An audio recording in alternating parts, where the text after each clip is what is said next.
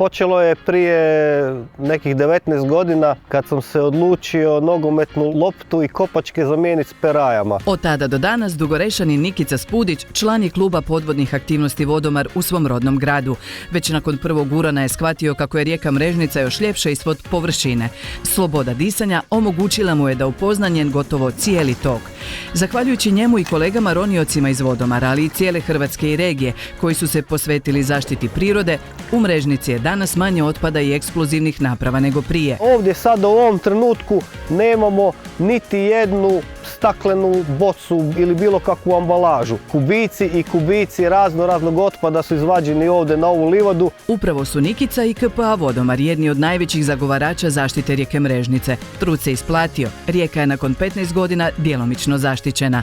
Plaketa Karlovačke županije za Nikicu je kruna njegovog dosadašnjeg rada. Uvijek je lijepo kad te neko potapša po ramenu, ali kad dobiš ovako nekakvo fizičko priznanje, certifikat za svoj trud, to je nešto najljepše na svijetu.